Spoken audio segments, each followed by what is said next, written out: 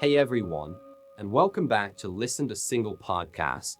I'm your host, and today we're diving into a topic that doesn't get nearly enough attention but affects millions of people worldwide: shingles. Now, I know what you're thinking. Shingles? Isn't that something only older people get? Well, not exactly. Whether you've experienced it yourself, know someone who has, or just want to stay informed, this episode is for you. So, what exactly is shingles? Let's break it down. Shingles is a viral infection caused by the varicella-zoster virus, the same sneaky little virus that gives us chickenpox. Yep, that's right. If you've had chickenpox, and let's face it, most of us have, that virus doesn't actually leave your body. Instead, it goes into hiding, lying dormant in your nerve tissue, sometimes for decades. Then, one day, perhaps when your immune system is a bit weakened, it decides to wake up and reintroduce itself. Not as chickenpox this time, but as shingles. You might be wondering, why does the virus reactivate? What did I do to deserve this? The truth is, several factors can trigger the reactivation of the varicella-zoster virus. Age is a big one.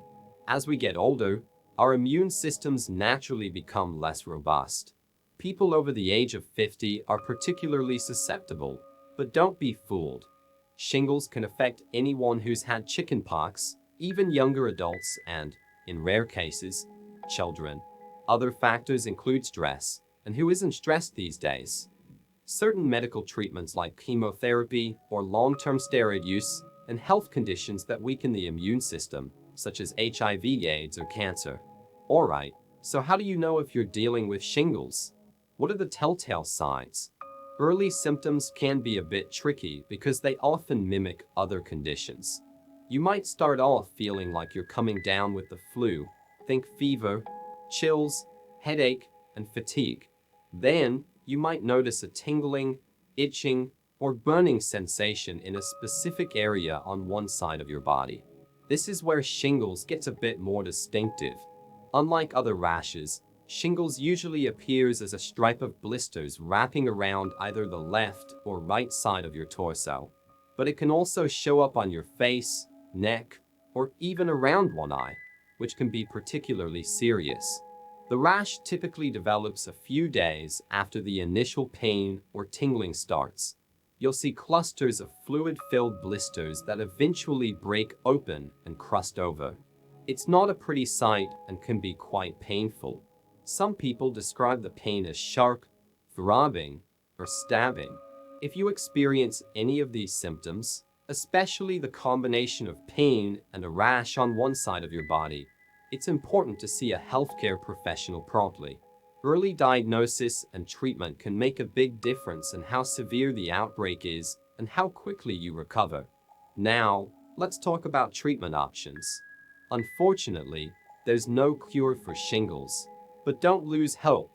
There are effective treatments that can help reduce the severity and duration of the symptoms. Antiviral medications like acyclovir, valacyclovir, or famciclovir are commonly prescribed. These are most effective when started within 72 hours of the rash appearing, so timing is crucial. These medications help to slow the virus down and promote healing. Alongside antivirals, pain management is a key part of treatment. Over-the-counter pain relievers like ibuprofen or acetaminophen can help, but sometimes stronger prescription pain medications are necessary. Topical creams and ointments can also provide relief. For example, calamine lotion or lidocaine patches might ease itching and discomfort. Cool. What compresses applied to the rash can soothe the skin and reduce inflammation. Just remember to keep the rash clean and avoid scratching, as this can lead to infection. While we're on the topic of discomfort, let's not forget about the emotional toll shingles can take. Dealing with pain and an unsightly rash can be stressful and even isolating. It's important to reach out to friends, family, or support groups if you're feeling down. Mental health is just as important as physical health in the healing process. Now, prevention is always better than cure, right? So let's discuss how you can reduce your risk of developing shingles or prevent future outbreaks if you've already had it. One of the most effective preventive measures is the shingles vaccine. There are two vaccines available, Zostavax and Shingrix. Shingrix is the newer of the two and is preferred because it's more than 90% effective at preventing shingles and the long-term nerve pain that can follow. It's recommended for adults over 50, even if you've already had shingles or received the older vaccine. Beyond vaccination, maintaining a healthy lifestyle is key. A strong immune system can keep the dormant virus in check. This means eating a balanced diet rich in fruits, vegetables, whole grains, lean proteins, and healthy fats. Foods high in vitamin C, zinc, and antioxidants are particularly beneficial. Think berries, citrus fruits, leafy greens, nuts, and seeds. Regular exercise is another pillar of immune health. Aim for at least 150 minutes of moderate aerobic activity each week, like brisk walking, swimming, or cycling. Exercise not only boosts your immune system but also reduces stress, which, as we mentioned earlier, is a risk factor for shingles. Speaking of stress, let's face it, we live in a fast-paced world, and stress is almost inevitable. However, how we manage it makes all the difference. Incorporate stress-reducing activities into your routine. This could be meditation, yoga, deep breathing exercises, or even simple hobbies that bring you joy like painting, gardening, or playing a musical instrument. Don't underestimate the power of good sleep either. Aim for 7 to 9 hours of quality sleep each night. Sleep is when your body repairs itself, and lack of it can weaken your immune system, making you more susceptible to infections. Now, if someone you know is dealing with shingles, your support can make a big difference in their recovery. Offer to help with daily tasks if they're in pain. Maybe cook a meal, run errands, or just be there to listen. Be understanding and patient. Remember, they're dealing with discomfort that can be both physically and emotionally draining. Encourage them to seek medical attention if they haven't already, and remind them that it's okay to ask for help. Let's take a moment to debunk some common myths about shingles. One misconception is that you can catch shingles from someone who has it. The truth is, you can't catch shingles from another person. However, if you've never had chickenpox or the vaccine, you could catch chickenpox from someone with active shingles, so it's best to avoid direct contact with the rash if you're in that category. Another myth is that shingles only occurs once.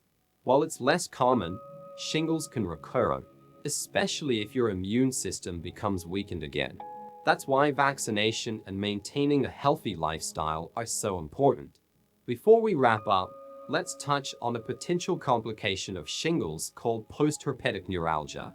This is when nerve pain persists long after the rash has cleared up, sometimes lasting months or even years.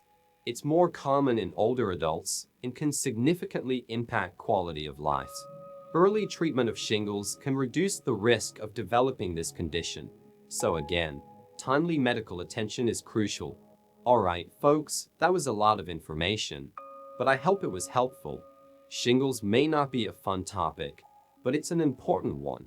By understanding what it is, why it happens, and how to manage it, we're better equipped to take control of our health.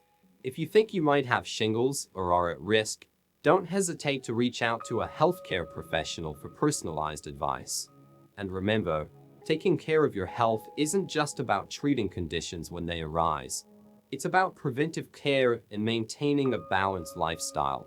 Thank you so much for joining me on this episode of Listen to Single Podcast. If you found this information helpful, please consider subscribing, sharing this episode with someone who might benefit, and leaving a comment with your thoughts or questions. We're all about supporting each other through life's various journeys. Stay healthy, stay informed, and until next time, take good care of yourselves. We'll catch you in the next episode.